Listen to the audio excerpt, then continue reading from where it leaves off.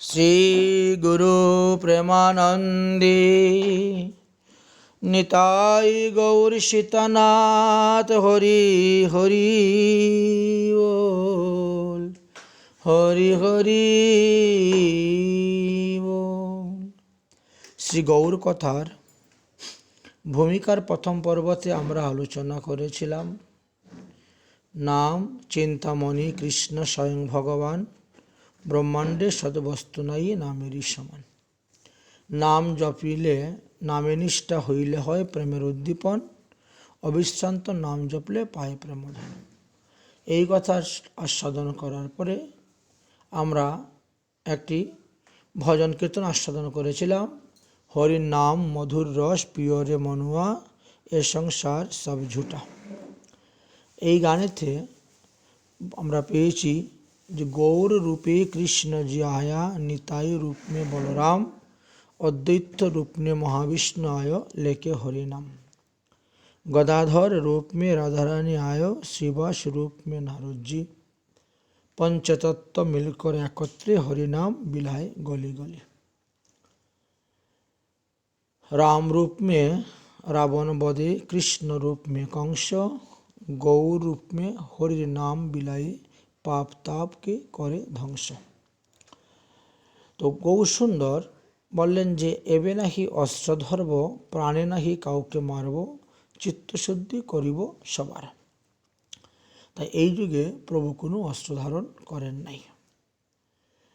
আচ্ছা, তার পরবর্তী বিষয়গুলো আমরা আলোচনা করছি। এই যে গৌর কথা, এই যে কৃষ্ণ কথা, এই যে ভাগবত কথা, এই যে ভক্তমুখী হরি কথা, এই সমস্ত শ্রবণ করলে আমাদের কি লাভ হবে, এই বিষয়ে ভাগবতের একাদশ স্কন্ধে 26 অধ্যায়ের 28 নম্বর শ্লোকেতে ভগবান শ্রীকৃষ্ণ উদ্ধবকে বলেছিলেন যে উদ্ধব, তেষু নিত্যং মহাভাগো, মহাভাগেষু মতে কথা, সমবন্তি হিতানি নৃণাং, যোষিতাং প্রপুনদ্ভম। যে সকল সাধুগোষ্ঠীতে প্রতিদিন আমার কথা আলোচনা হয়ে থাকে আর যাহারা সেই কথা সাধুর মুখ হইতে নিগৃহীত হয়ে শ্রবণ করেন, তাহারা উভয়ই সমস্ত পাপ হইতে মুক্ত হয়ে হরিধামে গমন করেন, পবিত্রতা লাভ করতে পারেন। তাই তো একদিন প্রদ্যুম্ন মিশ্র নামে এক ভক্ত, ইনি বাংলাদেশে শ্রীহট্টে ওনার বাড়ি ছিল, মহাপ্রভুর খুব ঘনিষ্ঠ আত্মীয় ছিলেন। তো তিনার কৃষ্ণ কথা শোনার জন্য খুব ইচ্ছা হয়েছিল, কিন্তু উপযুক্ত বক্তা তিনি কাউকে পাচ্ছেন না, কারণ তিনার ভিতরে একটি অহংকার ছিল যে আমি ব্রাহ্মণ, সুতরাং আমি অন্য ব্রাহ্মণের মুখ থেকে বা অন্য গোসাইয়ের মুখ থেকে হরিকথা শ্রবণ করব, নিম্ন জাতির নিম্ন শ্রেণীর কোনো পাঠকের মুখ থেকে শ্রবণ করব না। এটা একটা ওনার জাতিগত অহংকার ছিল। তো তিনি দেখলেন যে আমি উত্তম বক্তা কাকে পাই, কার মুখ থেকে আমি হরিকথা শ্রবণ করলে ভালো হবে। দেখলেন যে আরে আমাদের বংশে তো নিমাই মহাপ্রভু আছেন, অতএব তিনার মুখ থেকে এই হরিকথা শ্রবণ করব। যেহেতু তিনার থেকে শ্রেষ্ঠ মানুষ তো আর কলিযুগে নাই, তাই তিনার থেকেই আমি শ্রেষ্ঠ হরিকথা শ্রবণ করব। এই জন্য তিনি সুদূর বাংলাদেশ শ্রীহট্ট থেকে নবদ্বীপে আসলেন। আসার পরে শুনলেন যে মহাপ্রভু সন্ন্যাস গ্রহণ করে নীলাচলে আছেন। তিনি নীলাচলে গিয়ে উপস্থিত হলেন এবং মনের কথা প্রকাশ করে বললেন যে আমি কৃষ্ণ কথা শুনিবার ইচ্ছায় আপনার নিকটে এসেছি, অতএব আপনি আমাকে কৃষ্ণ কথা শ্রবণ করুন। মহাপ্রভু বলছেন আমি তো কৃষ্ণ কথা জানি না, আমি নিজেই কৃষ্ণ কথা শোনার জন্য রায় রামানন্দের নিকটে যাই, তার মুখের থেকে আমি কৃষ্ণ কথা শ্রবণ করি। সুতরাং তুমিও তথায় গিয়ে কৃষ্ণ কথা শোনো, কারণ রসিক ভক্তের নিকট হইতে কৃষ্ণ কথা শুনতে হয়, তুমি তাহার নিকটে যাও। অতঃপর প্রদ্যুম্ন মিশ্র রায় রামানন্দের নিকটে গিয়ে উপস্থিত হলেন কৃষ্ণকথা শ্রবণের উদ্দেশ্যে। রামানন্দ রায় তখন একটি বিশেষ কাজে ব্যস্ত ছিলেন, অর্থাৎ সেই সময়ে তিনি জগন্নাথ বল্লভ নামে একটি নাটক করাবেন, এই জন্য সেখানকার স্থানীয় কিছু লোকদেরকে তিনি নাটকের রিহার্সেল নিয়ে খুবই ব্যস্ত ছিলেন। যার ফলে তিনি বললেন যে ঠিক আছে, একজন লোক গিয়ে বলল, প্রথমে প্রদ্যুম্ন মিশ্র গিয়ে বললেন যে আমি রায় রামানন্দের সঙ্গে দেখা করতে এসেছি। সেখানে যিনি দারোয়ান ছিলেন তিনি বললেন যে ইনি তো এখন খুব ব্যস্ত আছেন, একটা অনুষ্ঠান হবে সামনে, এর জন্য নাটকের রিহার্সেলে, তো আপনি কতক্ষণ বসুন, ওনার যখন রিহার্সেল দেওয়াটা শেষ হবে তারপরে উনি বেরিয়ে আসবেন, তখন আমি আপনার কথা বলবো। বলে ওখানে কি কি হয়? বলে ওখানে সব যুবতী যুবতী মেয়েদেরকে আনা হয়েছে, কাউকে জগন্নাথ সাজানো হবে, কাউকে বলরাম সাজানো হবে, কাউকে সুভদ্রা সাজানো হবে, অন্যান্যদেরকে বিভিন্ন গোপী, সেবিকা, পরিচারিকা, দাসী এইভাবে সাজিয়ে বিভিন্ন রকম গান বাজনা লয় তালের মাধ্যমে অঙ্গভঙ্গি করে এই নাটকটি অনুষ্ঠান হবে। তো এই জন্য তিনি সবাইকে শিখাচ্ছেন। তিনি নিজের হাতে সেই মেয়েদেরকে স্নান করিয়ে দেন, কাপড় পরিয়ে দেন, শৃঙ্গার করিয়ে দেন এবং খাওয়া দাওয়া দিয়ে, নাটক শেষে খাওয়া দাওয়া দিয়ে তারপরে তাদেরকে বিদায় দেন। এখন রামানন্দ রায়ের এইসব কথা শ্রবণ করে তো তিনার মন খারাপ হয়ে গেছে। যুবতী মেয়েদেরকে ইনি স্নান করিয়ে দেয়, কাপড় পরিয়ে দেয়, শৃঙ্গার করিয়ে দেয়, তাহলে তো ইনার স্বভাব ভালো নয় মনে হয়। এই রকম ব্যক্তির মুখে কৃষ্ণ কথা শুনে তো লাভ হবে না। কিন্তু মহাপ্রভু পাঠিয়েছেন তিনাকে রায় রামানন্দের নিকট থেকে হরিকথা শ্রবণ করতে, এখন তো আসতেও পারেন না, উঠবিস শুরু হয়ে গেছে।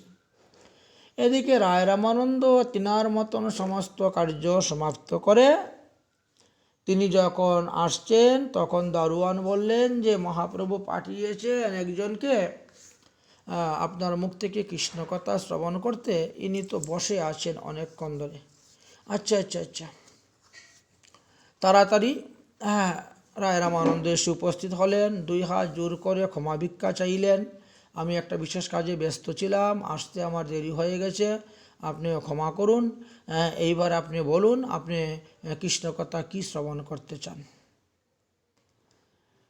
তো প্রদ্যুম্ন মিশ্র তখন একটু তেরামেরি করতেছেন, কারণ ওনার তো শ্রবণ করার ইচ্ছা নয়। আচ্ছা ঠিক আছে, আপনি যখন ব্যস্ত আছেন ওই কাজ নিয়ে থাকুন, আর আমিও আসছিলাম, অনেকক্ষণ দেরি হয়ে গেছে, এখন বসলে তো আর কৃষ্ণ কথা বেশিক্ষণ শোনা যাবে না, সন্ধ্যা হয়ে যাবে, আচ্ছা অন্য একদিন আসব।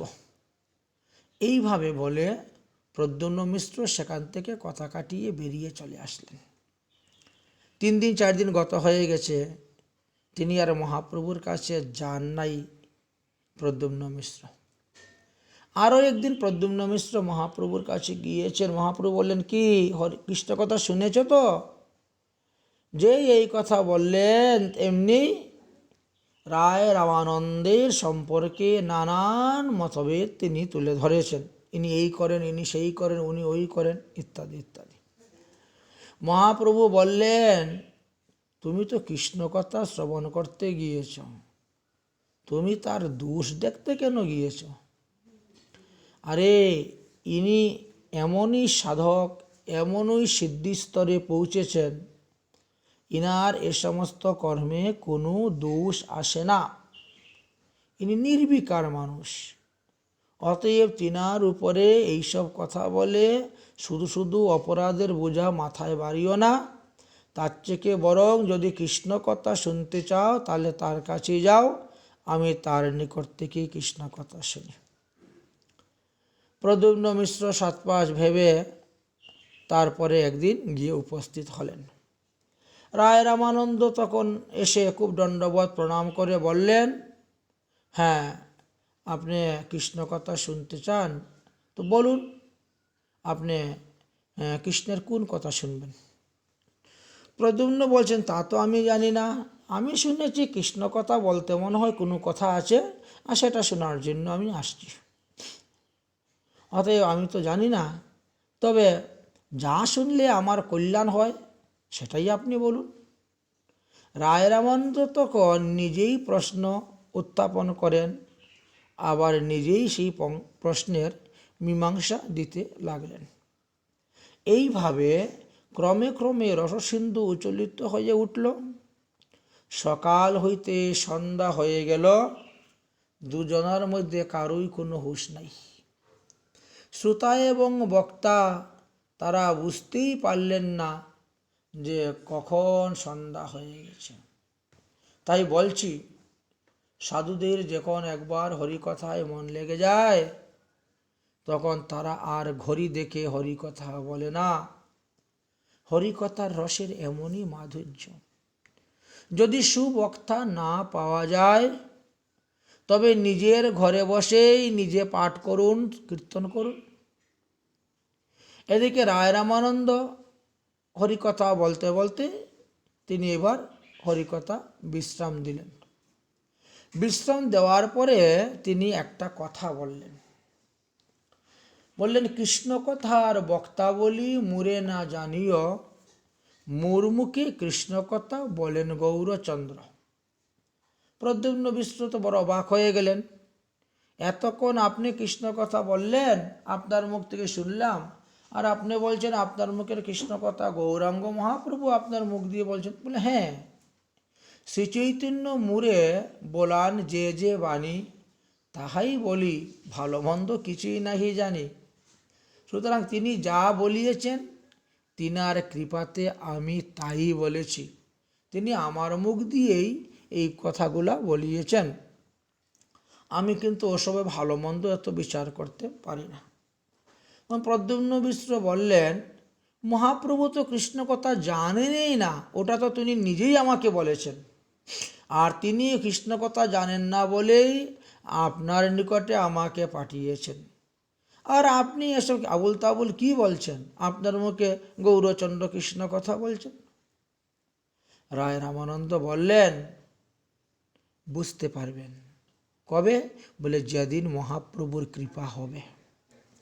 মহাপ্রভুর কৃপা ব্যতীত কেউ বুঝতে পারে না এই যে রাধা কৃষ্ণের সেই যে রাগানুগা ভক্তি, এই যে রাধা প্রেম, এই যে রাধা দাস্য, এই যে গোপী ভাব, এই যে মঞ্জুরি স্বরূপ, এই সমস্ত একমাত্র গৌর কৃপাতেই জানা যায়। তাই আমাদের মহাজনগণগণ কি বলতেন? যদি গৌর না হইত তবে কি হইত, কেমনে ধরিতাম রে। যদি গৌর না হইত তবে কি হইত, কেমনে ধরিতাম রে। শ্রীরাধার মহিমা প্রেম রস সীমা, জগতে জানাত কে, জগতে জানাত কে। বলি কে আমায় জানাইত, কে আমায় জানাইত।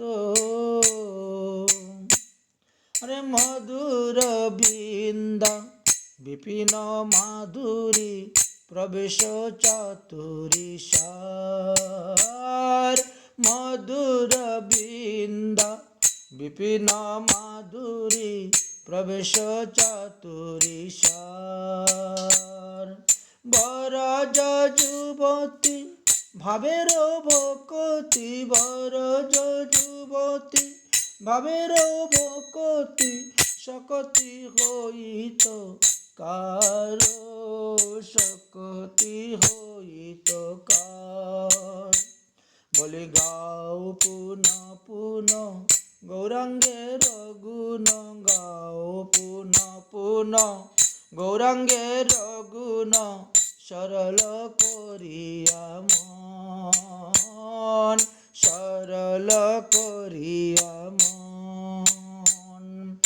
এ ভব সংসারে এমন দয়ালো, এ ভব সংসারে এমন দয়ালো নাহি দেখি এক জন, আমি নাহি দেখি এক জন। আমি গৌরাঙ্গ বলিয়া নাগেনু গলিয়া কেমনে ধরিনু দে, আমি গৌরাঙ্গ বলিয়া নাগেনু গলিয়া কেমনে ধরিনু দে। বাসুগু সহিয়া পাষাণ দিয়া, বাসুগু সহিয়া পাষাণ দিয়া বিধি গড়িয়াছে কেমনে, গড়িয়াছে কেমনে, বিধি গড়িয়াছে কেমনে, গড়িয়াছে কেমনে। মহাপ্রভুর কীর্তনিয়া বাসুদেব ঘোষ তিনি অপূর্ব সুন্দর গান রচনা করলেন। তাই প্রদ্যুম্ন মিশ্র তখন মহাপ্রভুর লীলা কথা শ্রবণ করতে ইচ্ছা প্রকাশ করিলেন। এইভাবে শ্রীমন্ত মহাপ্রভু অপূর্ব লীলা কথা আস্বাদনে তিনি মেতে গেলেন।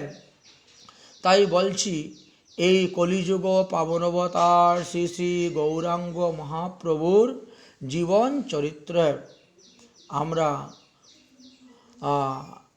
আলোচনা করব এবং আদি অন্ত আদি সবই। তো এর জন্য আমরা শ্রী চৈতন্য ভাগবত, চৈতন্য চরিতামৃত, চৈতন্য চন্দ্রোদয় নাটক, চৈতন্য মঙ্গল, এই সমস্ত যত গ্রন্থ আছে সেই সমস্ত গ্রন্থের সার বস্তু নিয়েই আমরা এই সমস্ত তত্ত্বকথা আলোচনা করব এবং যেখানে যেখানে যে সিদ্ধান্ত তুলে ধরেছেন আমরা চেষ্টা করব সেই বিষয়েও যৎকিঞ্চিৎ আলোচনা করার জন্য। তাই বলছেন, চৈতন্য চরিত এই ইক্ষু দণ্ড সম, চরবণ করিতে হয় রস আস্বাদন। এই কথাটার তাৎপর্য হলো যে শ্রী চৈতন্য চরিতামৃততে এমন এক রস আছে, যত আপনি শ্রবণ করবেন ততই আপনার এর থেকে রস আস্বাদন হবে। তাই বারবার শ্রবণ করতে থাকুন, বিভিন্ন পাঠকের মুখ হইতে, বিভিন্ন ভক্তের মুখ হইতে, ততই নতুন নতুন রস আস্বাদন লাগবে। তাই চৈতন্য চরিত এই ইক্ষু রস সম, চরবণ করিতলে হয় রস আস্বাদন। শ্রী চৈতন্য লীলা এই অমৃতের সিন্ধু, একটা সমুদ্রের মতন এই লীলা, কিন্তু জগৎ ভাসাইতে পারে তার এক বিন্দু। গৌরাঙ্গ মহাপ্রভু লীলাতে যদি কেউ ডুবে যায়, তার প্রেমেতে যদি কেউ ডুবে যায় এবং গৌর প্রেম যদি এক ফুটা এক বিন্দু তার উপরে পড়ে, তাহলে সে গৌর প্রেমে মাতুহারা হয়ে যাবেন, পাগল হয়ে যাবেন। তাই চৈতন্য চরিতামৃত নিত্য কর পান, যাহা হইতে প্রেমানন্দ ভক্তি তত্ত্ব জ্ঞান। শ্রী চৈতন্য চরিতামৃত এমন একটি গ্রন্থ, কৃষ্ণদাস কবিরাজ গোস্বামী লিখেছেন, এমন একটি গ্রন্থ যে সমস্ত কিছু মন্থন করে তিনি চৈতন্য চরিতামৃত লিখেছেন। যেমন সর্ব উপনিষদকে মন্থন করে ভগবান গীতা লিখে বলেছিলেন ভগবান শ্রীকৃষ্ণ অর্জুনকে, সমস্ত বেদ পুরাণ শাস্ত্রকে মন্থন করে ব্যাসদেব ভাগবত রচনা করেছিলেন। সেই গীতা, সেই ভাগবতকেও পর্যন্ত মন্থন করে কৃষ্ণদাস কবিরাজ গোস্বামী শ্রী চৈতন্য চরিতামৃত গ্রন্থখানা রচনা করেছেন। এতে শুধু খালি সুসিদ্ধান্ত আর সুসিদ্ধান্তই আছে। তাই চৈতন্য ভাগবত যেমন বৃন্দাবন দাস ঠাকুর লিখেছেন, চৈতন্য চরিতামৃত তেমনি কৃষ্ণদাস কবিরাজ গোস্বামী রচনা করে গিয়েছেন। এতে শুধু খালি রস আর রস, তাই যত একে শ্রবণ করবেন ততই আপনি রসের আস্বাদন লাভ করতে পারবেন। শ্রীকৃষ্ণ চৈতন্য লীলা অমৃতের সার, এক লীলা প্রবাহে বহে শত শত ধার। আপনার মহাপ্রভুর একই লীলা চৈতন্য চরিতামৃতে দেখবেন একরকম, চৈতন্য চন্দ্রোদয় নাটকে দেখবেন একরকম, চৈতন্য মঙ্গলে দেখবেন আরেক রকম। এইভাবে আমরা দেখতে পাই লীলাকে শত শত ধার। শ্রী চৈতন্য ভাগবতের প্রথম খণ্ডে মহাপ্রভুর জন্ম থেকে গয়াগমন, ঈশ্বরপুরের নিকটে দীক্ষা পর্যন্ত ঘটনাগুলো বর্ণন করা আছে। বৃন্দাবন দাস ঠাকুর এই গ্রন্থটি খুব সুন্দরভাবে লিপিবদ্ধ করে রেখেছেন। দ্বিতীয় খণ্ডে গয়া থেকে ফিরে আসার পর সন্ন্যাস পর্যন্ত, আর তৃতীয় খণ্ডে সন্ন্যাস গ্রহণের পর থেকে তিরোধান দিন পর্যন্তই সমস্ত কাহিনী লেখা আছে। আমরা সেখান থেকেও চয়ন করেছি, আবার চৈতন্য মঙ্গল থেকেও নিয়েছি, লোচন দাস ঠাকুরের লেখা চৈতন্য মঙ্গল। তো তিনি 4 খণ্ডে লিখেছেন। শ্রী চৈতন্য ভাগবতকে 3 খণ্ডে লেখা আছে, আর শ্রী চৈতন্য মঙ্গলকে 4 খণ্ডে উনি লিখেছিলেন। তো ইনার প্রথম খণ্ডতে তিনি আলোচনা আদি খণ্ড গৌরাঙ্গ মহাপ্রভুর আবির্ভাব হইতে গয়া হইতে বৃন্দাবন গমন পর্যন্ত, আর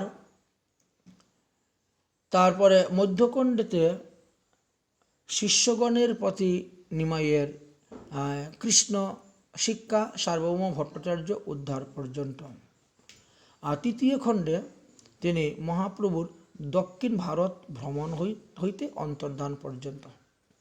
আরও একটি খণ্ড উল্লেখ করেছিলেন, সেটা হলো তিনার সূত্রখণ্ড। সেই সূত্রখণ্ডে গৌর অবতারের সকল কারণ সেখানে উল্লেখ করে তুলে ধরেছেন। এই তিনার 4টি খণ্ড ছিল। আর শ্রী চৈতন্য চরিতামৃত গ্রন্থে কৃষ্ণদাস কবিরাজ গোস্বামী তিনিও 3টি ভাগে লিখেছেন, আদিখণ্ড, মধ্যখণ্ড, অন্তখণ্ড। তো আদিখণ্ডে তিনি শ্রী চৈতন্য অবতারের কারণ সম্পর্কে আরম্ভ করে কাজী উদ্ধার পর্যন্ত আলোচনা করেছেন। এটা হলো আদি লীলায়, এটা আদি খণ্ড না, আদি লীলা। মধ্যম লীলাতে তিনি মহাপ্রভুর সন্ন্যাস হইতে আরম্ভ করিয়া কাশীবাসী প্রকাশানন্দ সরস্বতীর উদ্ধার পর্যন্ত আলোচনা করেছেন, এবং অন্তলীলায় মানে অন্তর্ধান পর্যন্তই শ্রী রূপ গোস্বামী নীলাচলে গমন, দ্বিতীয়বার মহাপ্রভুর সহিত মিলন হইতে আরম্ভ করিয়া মহাপ্রভুর অন্তর্ধান পর্যন্তই আলোচনা করিয়াছেন। তাছাড়া চৈতন্য চন্দ্রোদয় নাটকও আমরা দেখতে পাই, বিদগ্ধ মাধব নাটকও আছে, সেই সমস্ত স্থান হইতেও আমরা সংগ্রহ করেছি। এবার আসুন আমরা ক্রম অনুসারে এই গৌলীলার কথা আলোচনা করি। অনর্পিত চরিণ চিরাত করুণায়াবতীর্ণা কলো, সমর্পয়িত মুন্নত উজ্জ্বল রোষং সভকীতি শ্রেয়ম। হরিপুরট সুন্দর দূতি কদম্ব সন্নিপিতা,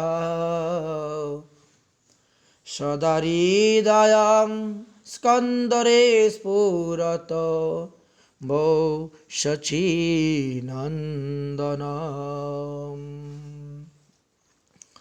এই শ্লোকটা শ্রী বিদগ্ধ মাধব নাটকের প্রথম অধ্যায়ের 2য় শ্লোক।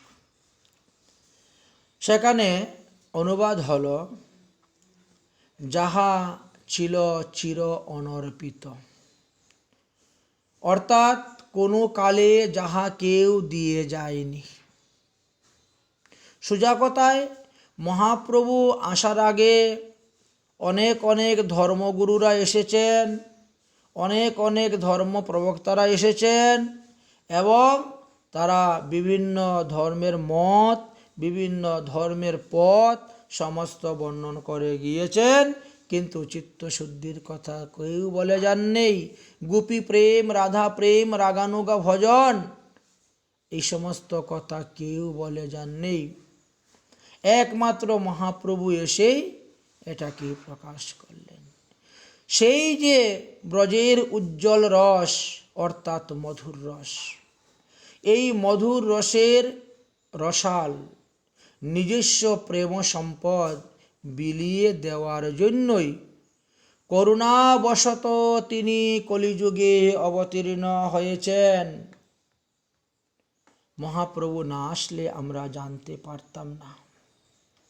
তাই স্বর্ণ পুঞ্জরের মতন উজ্জ্বল তার দেহকান্তি, সেই শচীনন্দন হরি তোমাদের সকলের হৃদয় স্কন্ধরে সর্বদা দীপ্তি পেতে থাকুন, এই কামনা করি। আমার হৃদয়েও যেন ভগবান সর্বদা অবস্থান করেন, এই প্রার্থনা করে আমরা আলোচনায় বসব। এই যে শ্লোকটা বললাম, এই শ্লোকের উপরে সিদ্ধ গৌরকিশোর শিরোমণি মহাশয়ের জীবনটাকে এত অষ্টিপৃষ্টে জড়িয়ে আছে যা ভাবা যায় না বা কল্পনা করা যায় না। এই বিষয়ে কিঞ্চিত একটু বলি, না হলে পরবর্তী বিষয়গুলা বোঝা যাবে না। এই যে গৌরকিশোর শিরোমণি, তিনি কাটুয়ার অন্তর্গত চিতাহাটি নিবাসী ধনকৃষ্ণ মুখোপাধ্যায়ের পুত্ররূপে জন্মগ্রহণ করেছিলেন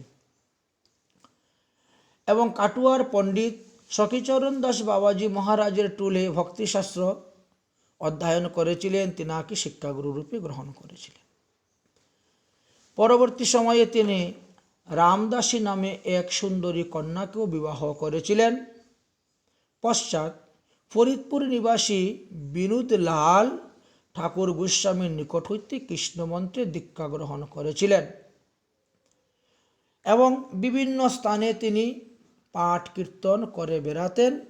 অবশেষে তিনি সপরিবারে শ্রীধাম বৃন্দাবনে গিয়ে বাস করেন। তো শ্রীধাম বৃন্দাবনে যখন তিনি ছিলেন, সেই সময়ে তিনি বিভিন্ন স্থানে গমনাগমন করতেন, বিভিন্ন স্থানে অবস্থান করতেন।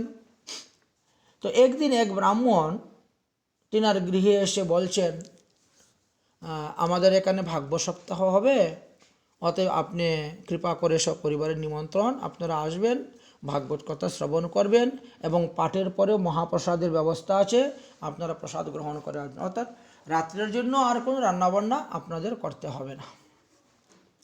তো সেই অনুসারে অনেক শ্রোতারাই গিয়েছেন, তিনিও গিয়েছেন। একদম পাঠক মশাইয়ের সামনে তিনি বসেছেন ভাগবত কথা শ্রবণ করার জন্য। যেহেতু উনি নিজে একজন খুব বড় বক্তা, উনিও একজন পাঠক, সর্বত্র পাঠ করে বেরিয়েছেন, সর্বত্র পাঠ করেছেন। আচ্ছা, এবং তিনার প্রচুর নাম আছে পাঠে গৌরমণ্ডলে।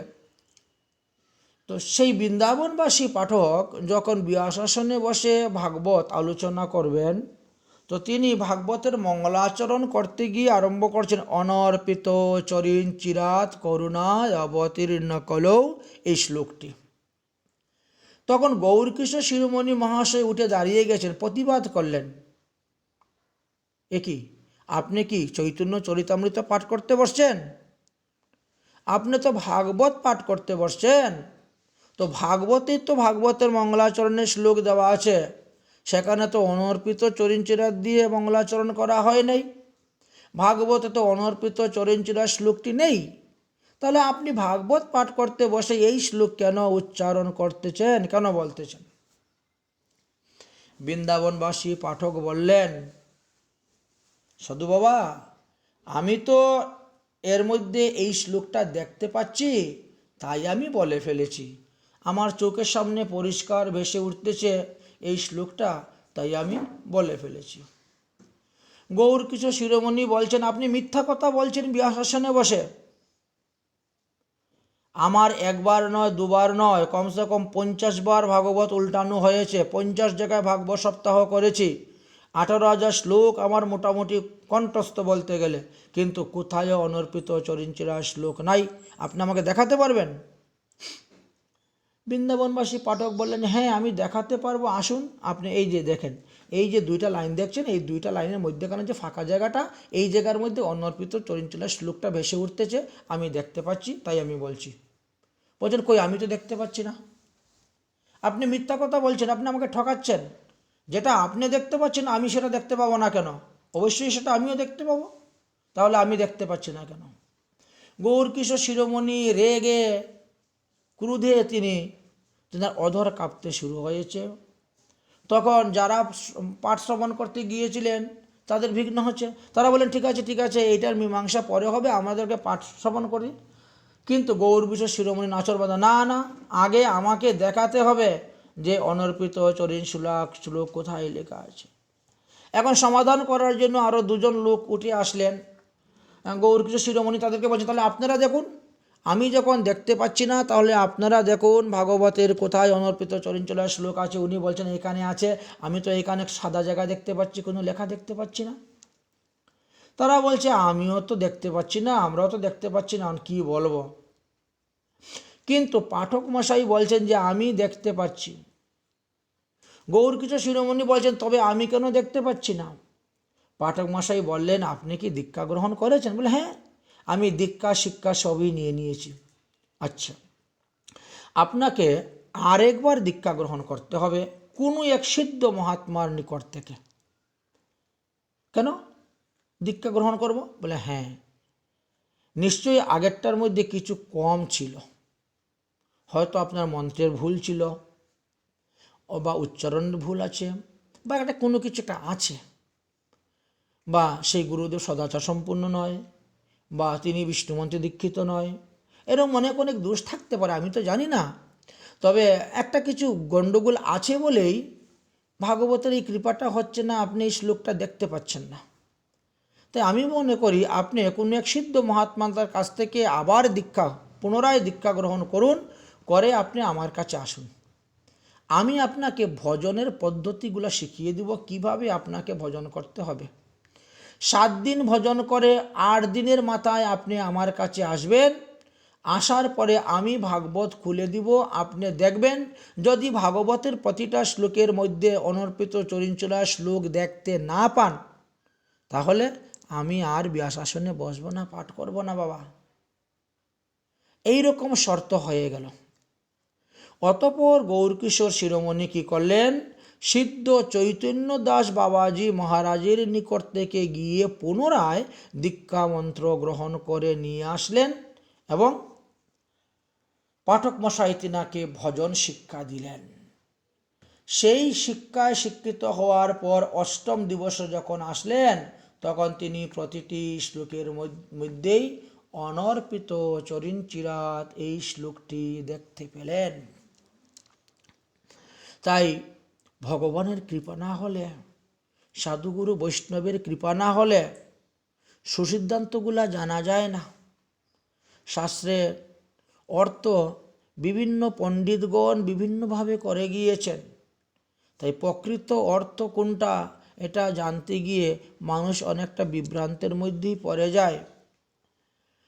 তাই ভাগবত এমনই শাস্ত্র। ঠিক ভাগবত যেমন শ্রীমদ্ ভাগবত যেমন তেমন চৈতন্য ভাগবত।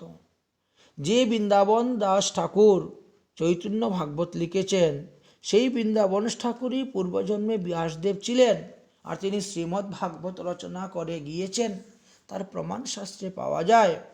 তাই সর্ববেদান্ত সার হল শ্রীমদ্ ভাগবত মহাপুরাণ। যদি অন্তকালেও কোনো ব্যক্তির কর্ণে এই ভাগবতের শ্লোক প্রবেশ, তাহলে তিনি সমস্ত পাপ থেকে মুক্ত হয়ে যান। তাই আমরা দেখতে পেলাম যে গৌরচন্দ্র কৃষ্ণচন্দ্রে কবু নাহি ভেদ। এই সমস্ত তত্ত্বকথা আমরা একমাত্র সাধুমুখেই জানতে পারব, অসাধুর মুখে জানতে পারবো না। কেন? কারণ যে যে স্বভাবের, যে যে আচারের, তিনি একই শ্লোকের ব্যাখ্যা অন্যদিকে ঘুরিয়ে নিয়ে চলে যান। এই জন্য পদ্মপুরাণ আমাদেরকে বললেন যে অবৈষ্ণবস্য মুখাদ্গৃণং প্রতং হরি কথামৃতম শ্রবণম নৈব কর্তব্য সর্প উচিষ্ট যথাপয়। অসাধু, অনাচার, সদাচারবিহীন, অসৎ, অধিক্ষিত লোকের মুখ থেকে হরিকথা শ্রবণ করতে নাই। কারণ তাদের তো হরিকথা শ্রবণেরই অধিকার নাই, কীর্তন করবে তো দূরের কথা। ভাগবত বললেন না যে বিষ্ণু দীক্ষা বিহীনা নাম নাই অধিকারও কথাশ্রবে।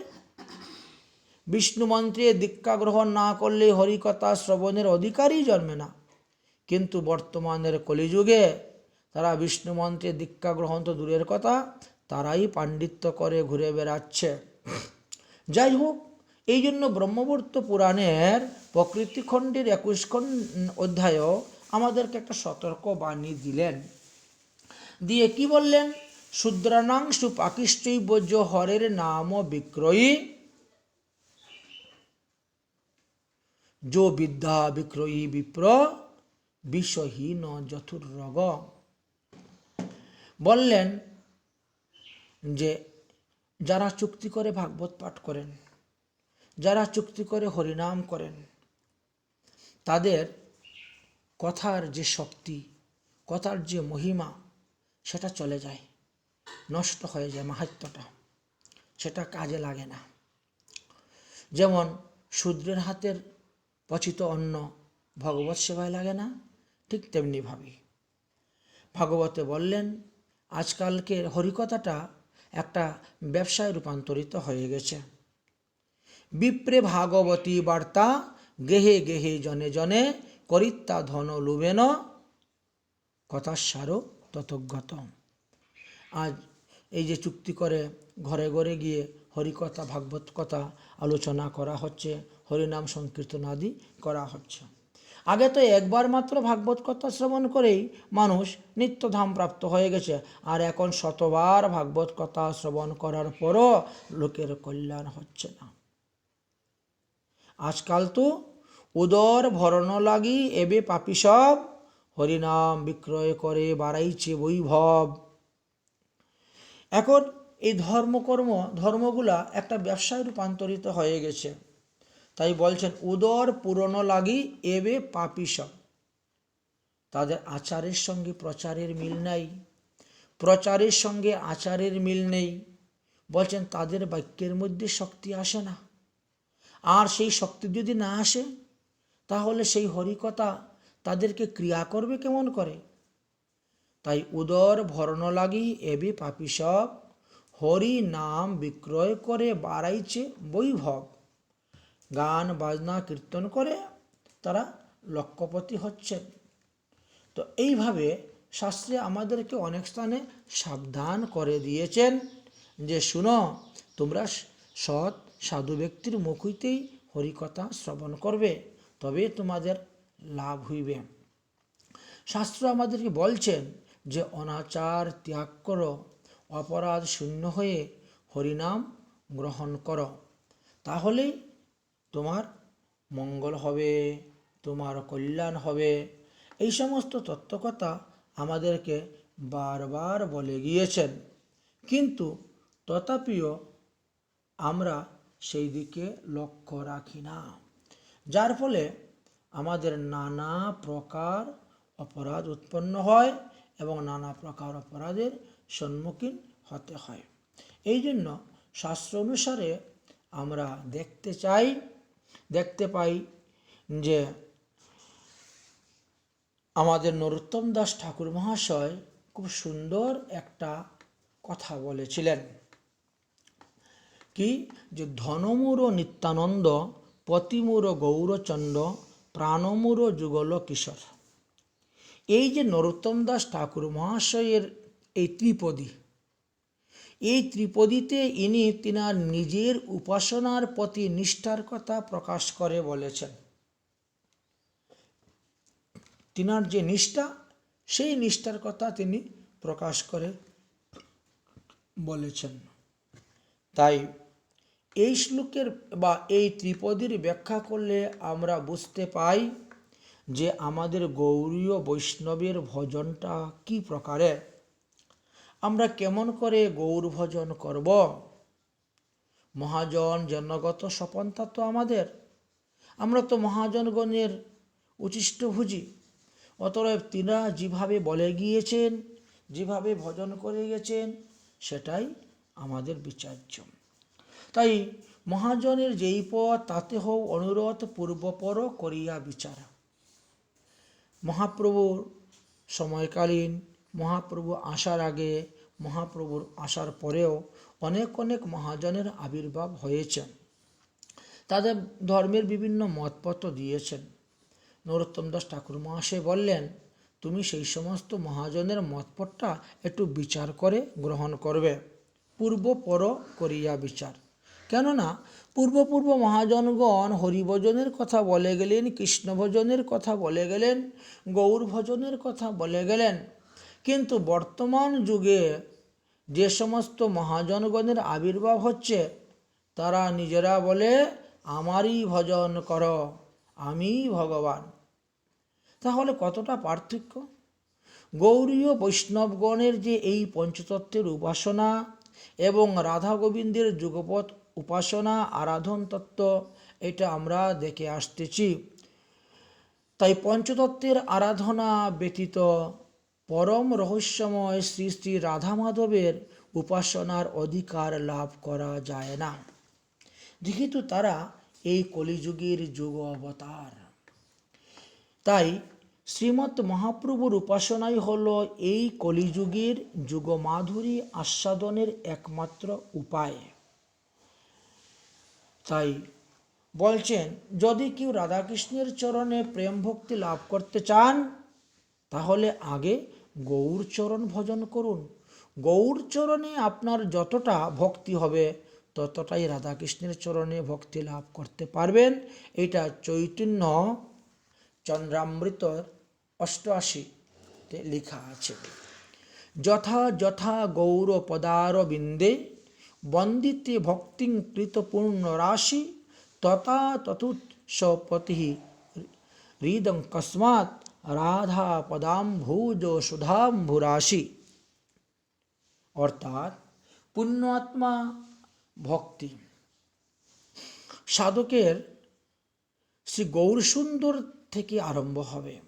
শ্রী গৌরসুন্দরের চরণে যেই পরিমাণে ভক্তির উদয় হবে, সেই অনুপাতেই তাহার হৃদয়ের আকাশে সেই রাধা রানীর চরণের সেই সুধা রাশি উচ্চলিত হয়ে উঠবে, লাভ করতে পারবেন।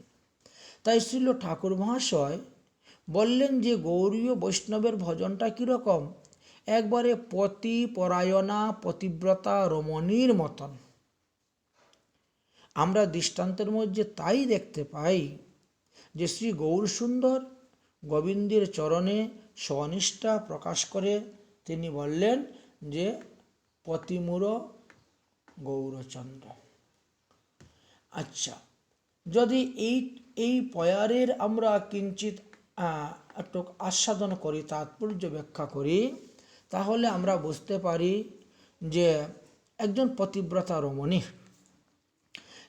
পতিব্রতা রমণী পতিসেবার নিমিত্ত তিনি ধন সংগ্রহ করেন। ধনের প্রয়োজন। আপনার যদি টাকা পয়সা ধন সম্পত্তি না থাকে, তো আপনি কি দিয়ে আপনার পতির সেবা করবেন? এটা একটা প্রশ্ন আসে।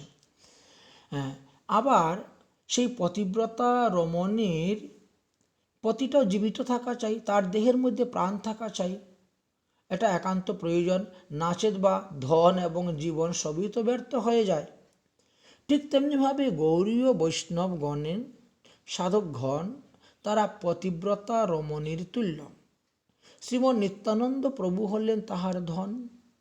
শ্রী নিতাই চাঁদের দ্বারাই তিনি গৌরাঙ্গ মহাপ্রভুর সেবা করবেন। এই জন্য একজনকে বাদ দিয়ে আরেকজনের সেবা করা যাচ্ছে না। মহাপ্রভুর কৃপা লাভ করতে গেলে নিত্যানন্দের আশীর্বাদ গ্রহণ করতে হয়।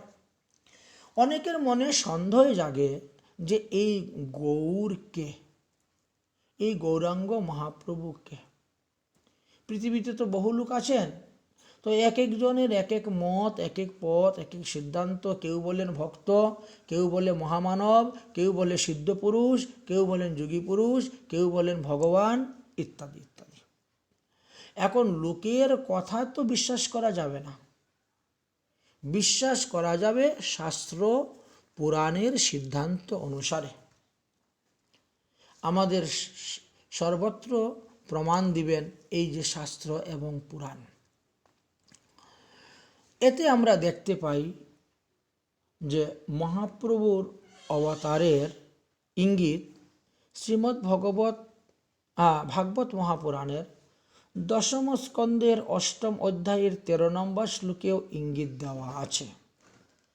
যখন ভগবান শ্রীকৃষ্ণের নাম কীর্তন করতে গিয়েছিলেন গর্গাচার্য, তখন গর্গাচার্য মুনি কি বলেছিলেন যশোদাকে?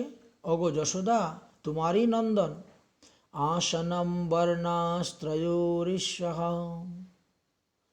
গৃহ্ণন্তো যনো যুগতম তনুম শুক্লং রক্তস্ততা পীত ইদানীং কৃষ্ণতাং গতঃ। গর্গাচার্যকে মুনি বলেছিলেন, হে নন্দ মহারাজ, তোমারই পুত্র যুগে যুগে তনু ধারণ করিয়া থাকে। পূর্বে ইহার তনু শুক্লবর্ণ ছিল, পীতবর্ণ ছিল, রক্তবর্ণ ছিল। ইদানিং জগমোহন কৃষ্ণ রূপ শ্যামরূপ প্রাপ্ত হয়েছেন। এতে বোঝা গেল যে সত্যযুগে শুক্লবর্ণ, ত্রেতাযুগে রক্তবর্ণ, দ্বাপর যুগে কৃষ্ণবর্ণ, আর কলিযুগে পীতবর্ণ, অর্থাৎ গৌর সুন্দর, কাঁচা সোনা গৌরবর্ণ। তাই বলছি, এই কলিযুগের যুগ অবতার গৌরাঙ্গ মহাপ্রভু কৃষ্ণবর্ণ নয়, তাহলে অকৃষ্ণবর্ণ, অর্থাৎ কালো বর্ণ নয়। কৃষ্ণ মানে কালো, অকৃষ্ণ মানে কালো বর্ণ নয়। তার প্রমাণটা দিলেন ভাগবতের 11 স্কন্ধের 5ম অধ্যায়ের 32 নম্বর শ্লোকেতে গিয়ে। বললেন কি? কৃষ্ণ বর্ণাং তিসায় কৃষ্ণম সাঙ্গোপাঙ্গয়স্যের পার্ষদম যজ্ঞে সংকীর্তন প্রায়ই যজন্তি হি সুমেধস। এটা নবযুগেন্দ্র সংবাদের মধ্যে আপনারা পাবেন। নবযুগেন্দ্র সংবাদের মধ্যে এই কথা আলোচনা করা আছে যে নবযুগেন্দ্রের মধ্যে একজনের নাম ছিল করভাজন। সেই করভাজনকে নিমি মহারাজ প্রশ্ন করেছিলেন যে কোন কোন যুগে ভগবানের কীরকম অবতার হবে এবং কিভাবে তিনি প্রকাশ হবেন, কিভাবে জীব উদ্ধারের কার্যাদি করবেন ইত্যাদির কথা। তখন করভাজন বললেন, হে মহারাজ নিমি, এই কলিযুগে যখন আসবে, এটা দ্বাপর যুগের তিনি বলছেন, ত্রেতা যুগে তিনি বলেছিলেন নিমি মহারাজকে। তাই তিনি বললেন ভবিষ্যৎবাণী যে কলিযুগে যারা বুদ্ধিমান মানুষ জন্মগ্রহণ করবে তারা কি করবে? এরা হরিনাম সংকীর্তন রূপ যজ্ঞের দ্বারা ও কৃষ্ণ অর্থাৎ কালো বর্ণ নয় গৌরবর্ণ তনু শ্রী শ্রী গৌর সুন্দরের উপাসনা করিবেন। তৎসঙ্গে অঙ্গ অর্থাৎ শ্রীমৎ নিত্যানন্দ প্রভু, শ্রী অদ্বৈত প্রভু। তাহলে এক মহাপ্রভু আর প্রভু দুইজন, দুই প্রভু সেবিলেন মহাপ্রভুর চরণ। তাহলে এরাও ঈশ্বর তত্ত্ব, নিত্যানন্দ অদ্বৈত এরা দুজনই ঈশ্বর তত্ত্বের মধ্যেই পড়েন। তাই এদের চরণেও তুলসীপত্র দেওয়া হয়, এদের নামেও ভোগ নিবেদন করে প্রসাদ গ্রহণ করা হয়। কারণ নিত্যানন্দ হলেন শঙ্কর্ষণ বিষ্ণু, অদ্বৈত প্রভু হলেন মহাবিষ্ণু, এই জন্য। এখন উপাঙ্গ বলছেন, উপাঙ্গ বলতে অঙ্গের অঙ্গ, যেমন শ্রীবাস আদি ভক্তগণ, এর কথাও বলেছেন। আচ্ছা, গদাধর পণ্ডিত, পার্শ্বদ বলছেন স্বরূপ দামোদর, রায় রামানন্দ প্রভৃতিকে। এখানে একটা শব্দ আছে কি? অস্ত্র, সাঙ্গ উপাঙ্গ অস্ত্র। তো অস্ত্র বলতে কি বলছেন? এই কলিযুগে অস্ত্র বলতে একমাত্র হরিনাম। হরিনামটি হলো কলিযুগের জীবের পাপ তাপ অপরাধকে কর্তন করার। তাই হরিনাম মহামন্ত্রকেই এই শ্লোকের দ্বারা অস্ত্র শব্দে ব্যবহার করা হয়েছে, বোঝানো হয়েছে। কারণ ভগবান এই হরিনাম রূপ অস্ত্রের দ্বারাই জীবের সমস্ত পাপতাপকে তিনি দূর করে দিবেন। রামাদি অবতারে ক্রুধে নানা অস্ত্র ধরে অসুরকে করিলাম সংহার। ভগবান বলছেন, কিন্তু এবে নাকি অস্ত্র ধরব, প্রাণে নাহি কাউকে মারব, চিত্তশুদ্ধি করিব সবার। কি দিয়ে চিত্তশুদ্ধি করবেন? এই হরিনাম মহামন্ত্র দিয়ে চিত্তশুদ্ধি করবেন। তাই হরিনাম মহামন্ত্রকে এখানে অস্ত্র বলেছেন। তাহলে 500 গণ্যের সহিত বিদ্যমান শ্রীকৃষ্ণ নাম উচ্চারিত রত শ্রী গৌর সুন্দরীর উপাসনাই করতে হবে। এটাই আমাদেরকে শাস্ত্রে সিদ্ধান্ত রূপে বর্ণন করে গিয়েছেন। এছাড়াও যদি আমরা কুর্ম পুরাণ আলোচনা করি, তাহলে সেই কুর্ম পুরাণেও আমরা দেখতে পাই, ওখানেও লেখা আছে, যো রমেশ ভল্লবী রময়তে বৃন্দাবনে অহনিশিং, যো কংস নিষ্জঘানোর কৌরবং রণে, যো পাণ্ডবানাং সকাহা। যে কৃষ্ণ বৃন্দাবনে গোপীদের সহিত রাসলীলা করেছিলেন, যে কৃষ্ণ কংসকে বধ করিয়াছিলেন, যে কৃষ্ণ মহাভারতের যুদ্ধে পঞ্চপাণ্ডবকে রক্ষা করিয়াছিলেন, সেই কৃষ্ণই এই কলিযুগে শ্রীকৃষ্ণ চৈতন্য গৌরাঙ্গ মহাপ্রভু রূপে তিনি প্রকট হয়েছেন। তিনি কেমন? বলছেন, ইনি রাধা কৃষ্ণের মিলিত তনু।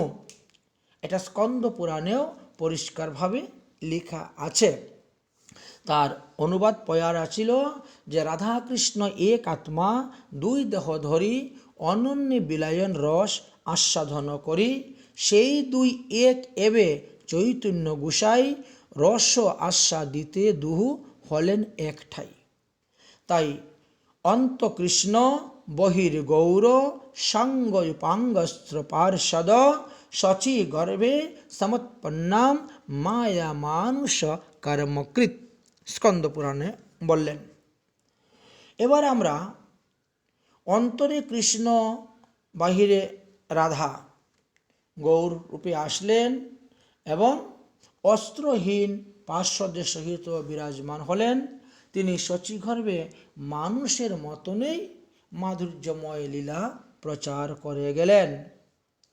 তাই তিনি এই যুগে তো অস্ত্র ধারণ করেন নাই, কিন্তু হরিনাম রূপী অস্ত্র দ্বারাই তাদের পাপতাপকে নষ্ট করে চিত্তশুদ্ধি করে দিয়েছিলেন। তাই কলিযুগের ধর্ম হয় এই হরিসংকীর্তন। সর্বপ্রকাশিলেন চৈতন্য নারায়ণ, তবে প্রভু যুগধর্ম স্থাপন করিতে সাঙ্গু পাঙ্গে অবতীর্ণ হন পৃথিবীতে। এই কহে ভাগবতে সর্বতত্ত্বসার, কীর্তন নিমিত্ত গৌর চন্দ্রের অবতার। কলিযুগের ধর্ম হয় হরিসংকীর্তন, এত অর্থে অবতীর্ণ শ্রী শচীর নন্দন। কলিযুগের সংকীর্তন ধর্ম পরিবারে অবতীর্ণ হইলেন প্রভু সর্বপরিকরে।